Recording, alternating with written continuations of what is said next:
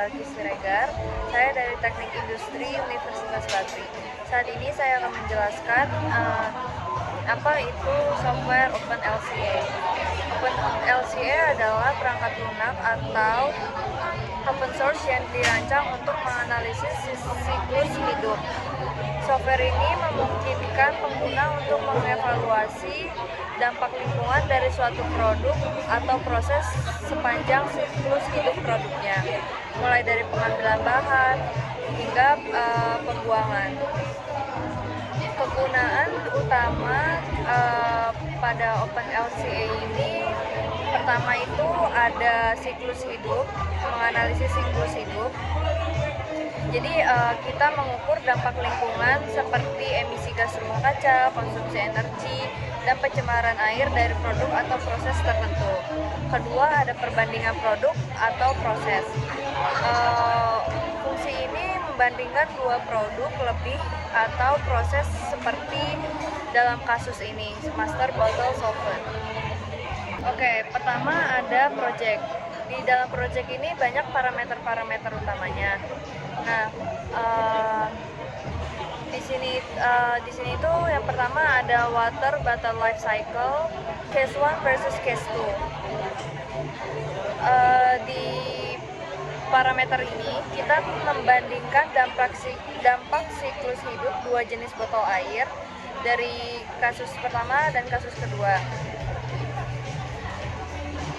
Pada parameter ini juga ada impact methodnya.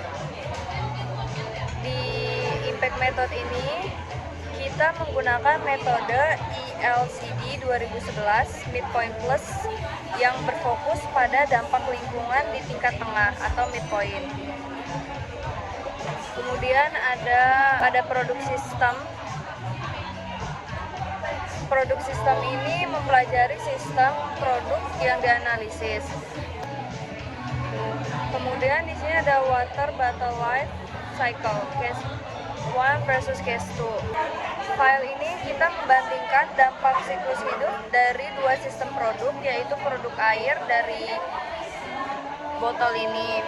Tujuannya adalah untuk menganalisis dan mengevaluasi perbedaan dampak lingkungan dari kedua kasus itu. Di proyek ini juga diisi berbagai proyek penelitian terkait botol. Dan kita lanjut ke produk sistem. Di produk sistem ini menampilkan sistem produk yang terlibat dalam analisis. Pada produk sistem memperlihatkan berbagai proses dan material saling terhubung dalam siklus produk botol.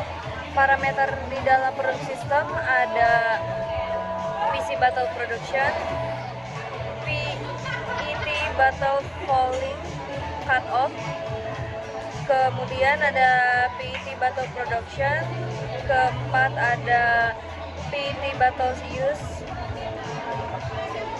terakhir ada PET bottle use, tapi di sini itu opposite direction approach.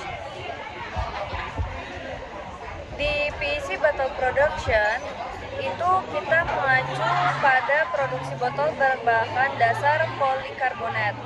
Parameter ini mencakup proses pembuatan bahan material, konsumsi energi, emisi, dan limbah selama tahap produksi. Di PET bottle poly berfungsi memodelkan tahap pengisian botol PET dan parameter cut off menunjukkan bahwa hanya bagian tertentu dari proses yang dimasukkan, biasanya untuk fokus pada penggunaan material atau energi.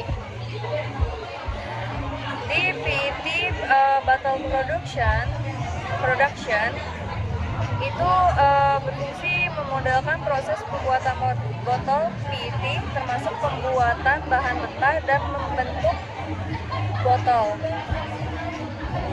PET bottle use atau di sini itu material flow logic. Di sini tuh berfungsi untuk memodelkan alur logika penggunaan material selama siklus produk botol PET, seperti daur ulang, pembuangan, atau penggunaan ulang. Terakhir ada di PET bottle use opposite direction approach.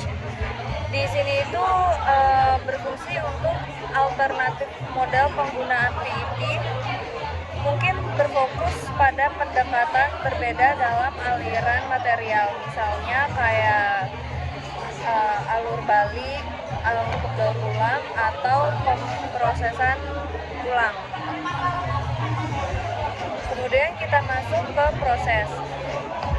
Nah, di proses ini parameter proses berfungsi sebagai variabel fleksibel yang dapat Anda atur untuk menyesuaikan model.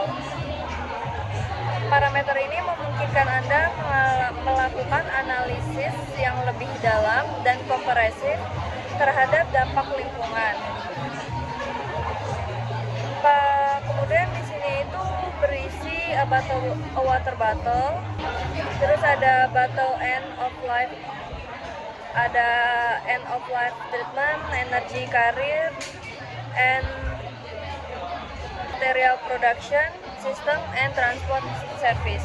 Pada transport service ini menentukan emisi yang dihasilkan selama distribusi botol. Kemudian kita masuk ke flow. Nah, di flow ini menunjukkan aliran material dan energi yang terjadi antara proses dalam sistem. Di sini banyak banget isinya, kayak polytrain waste, production waste, dan masih banyak lagi. Kemudian ada EPDS. EPDS ini atau Environmental Product Declaration, berisi dampak lingkungan dari produk yang dianalisis. Kemudian ada result. Pada result ini menampilkan analisis dari seluruh data yang ada. Kemudian ada indicators and parameters. Indikator and parameters yang memuat berbagai indikator dan parameter yang digunakan untuk mengukur dampak lingkungan. Terakhir ada background data. Background data ini berfungsi untuk menyimpan data-data pendukung yang diperlukan untuk melakukan analisis seperti faktor emisi, data material, dan informasi proses standar. Mungkin itu aja yang bisa saya sampaikan. Sebelumnya saya mohon maaf jika ada kesalahan kata atau ucapan yang salah. Terima kasih.